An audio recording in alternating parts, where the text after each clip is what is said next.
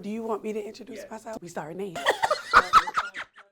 finalist in Francena McCorory. Well, now for the United States of America, way out in front, Francena McCorory is leading.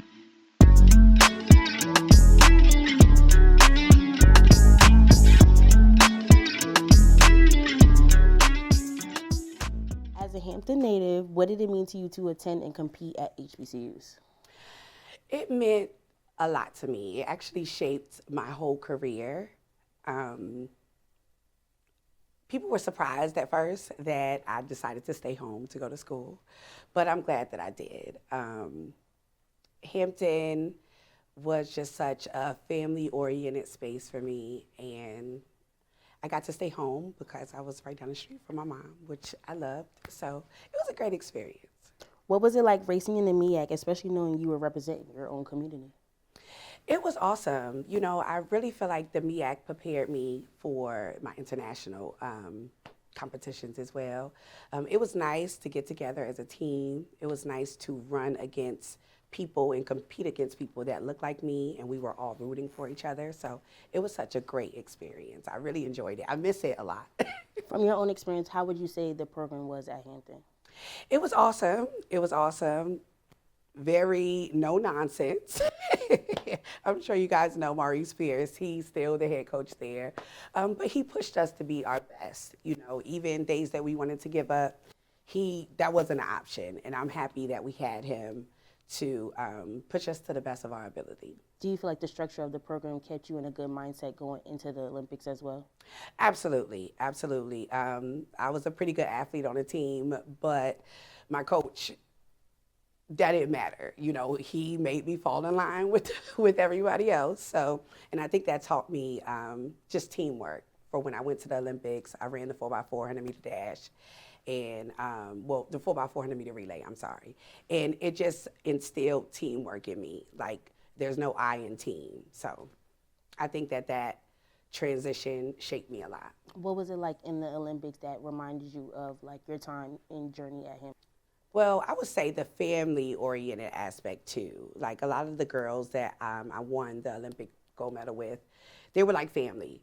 I felt like I was running a 4x4 at the MEAC championships. You know, we all had great chemistry. Everybody knew their role, and we had a lot of fun. So that's such a great question because it felt like, even though I was at the Olympics and it was a big stage, I felt so comfortable because I felt like, you know, I'm running with my girls. So. Did you run into any other HBCU alum being there? Yes. It's a whole bunch of them, girl. But is that what made you feel more comfortable knowing that they were there as well? Yes, because it's not that many of us. So when we do see each other, we kind of like stick together. So like we in a village together, like it's kind of like, okay, we went to HBCUs, y'all went to the other places. Are there any races or championship moments in the MEAC that stand out to you? Yes. So I'll never forget my senior. Sorry. My dad's going to kill me for telling this story. But my senior year, I had to run the 100, 200, 400, 4x1, and 4x4 100-meter relay.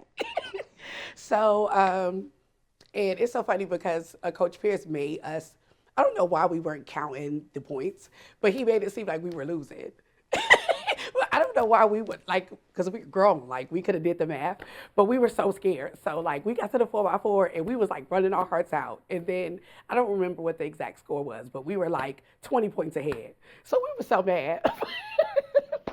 But that is a moment that definitely stood out to me because it made me see that we were actually a team. Like everybody kind of put on their boots and was like, hey, we can't lose, you know, so keep you on toes. Exactly. So the races that were remaining, everybody, you know, we huddled together and it was like, hey, if you get second, you're gonna get this many points. If you get, you know, so we made it happen. So that was definitely a standout and funny moment for me.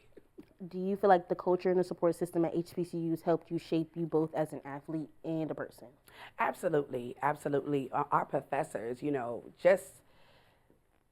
they were able to understand, you know, like they helped us, you know, organize our lives because, being in the MEAC, we have so many track meets and, MEAC championship starts on like that Wednesday and then we come back that Saturday or Sunday. So it was just an immense level of support from the whole university. They wanted to make sure we had all the tools to be the best athletes that we could be, and I'm forever thankful for that. What made competing in the MEAC a key part of your development before moving on to the Olympics? I would say the competition. Like the MEAC, we had some awesome competition. Like when you stepped on the track, you had to have your A game. And I feel like me racing against other great athletes in the MEAC prepared me to race on an international level. I felt like if I can excel in the MEAC, I can excel anywhere. So, do you keep up with MEAC track and field today, and how does it feel watching the next generation? Well, I feel old, first and foremost, but no, I'm very, very proud of them. I'm happy that, I was able to pave the way in some aspect. And, I'm just happy to see the MEAC still thriving and growing. What was your MEAC championship experience like? Okay, MEAC championships, it was always a very fun and energetic atmosphere. Of course, we always came to win. The competition was great. Everybody brought their A game, and I feel like it challenged everyone to be their best. There was always a PR here, a PR there. So everybody came with their A game for sure. What would you feel like is the difference between then and now that you've seen? I feel like I love that the athletes have better facilities to run in, so from what I see on the track now, the athletes they're dedicated, they are having fun with it, which I like. They're not taking it as serious because that could be stressful. So I love that. I love seeing what the new generation of MEAC track and field is looking like. When it came to your team training for the MEAC, how was that? The MEAC championship, how was that? So we didn't have the nice indoor facilities that you guys have now. So we trained at the Hampton University Convocation Center. And even that, it helped you when you got to the track, because just the mindset, it lets you know that, hey, if you can run fast there on the concrete, you can run fast on the track. So, and it kind of trains your mind to learn to overcome anything, if you want to achieve a goal. Okay, with that track mindset that you have, what advice would you give to the next generation? I would definitely say, continue to work hard. If you think it, you can achieve it. There's nothing, the sky is the limit. It doesn't matter what school you attend, how old you are. If you have a goal, set it for yourself, and it'll all fall into place. Okay. When you reflect on your journey from being a Hampton native to a Hampton alum, how important was the MEAC in your journey in representing HBCUs on the national stage? It meant so much. Competing in the Olympics, it's not that many people that make it there. So being that I was able to do it, being a Hampton native, coming from Hampton University, being in the MEAC, I'm just happy that I was able to show that, the MEAC produces greatness. So, how do you feel being up in the Olympics, being a two-time Olympian, representing your community and Black girls around the world?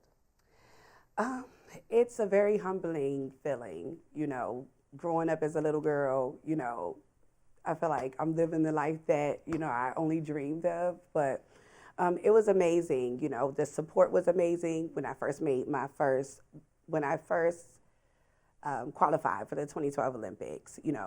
Everyone in the MEAC was supportive from all different schools. They were sending me messages of encouragement.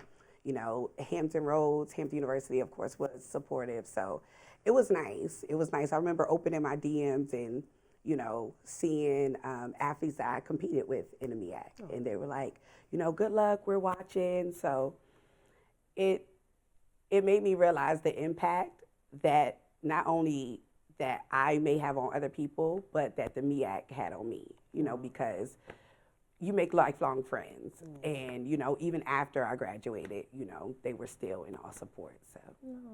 What was your favorite Olympic moment? Oh my goodness. My favorite Olympic moment was 2012 opening ceremonies, and I got to meet Kobe Bryant. He was the sweetest person. When I tell you, everybody from every country was in line, and he took a picture with every single person. And I'll never forget that. He was so sweet, never had an attitude. You know, he was just happy to be there with us, and we were definitely happy to be there with him. So that has to be my favorite moment ever. How does it feel coming back? I heard you got your street named after you. It's supposed to be coming, I hope. well, we're in the process, but it feels good. It's my childhood street, so it's like a full circle moment. I don't want to get emotional, but it's always nice to just be in the area. You know, anytime, you know, I see a younger athlete or they have questions to ask, I love that I can be here right front and center. So, you know, show my medals and things like that. So they know, like, oh, if she did it, then I can do it too. So.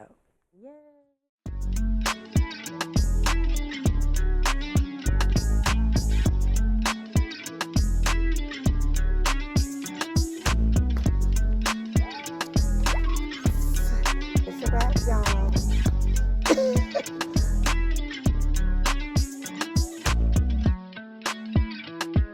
This MEAC Nation podcast was produced by the MEAC Digital Network. The views and opinions expressed in this program are those of the speakers and do not necessarily reflect the views or opinions of those entities they represent. Make sure you stay connected to us for more great programming on the MEAC Digital Network.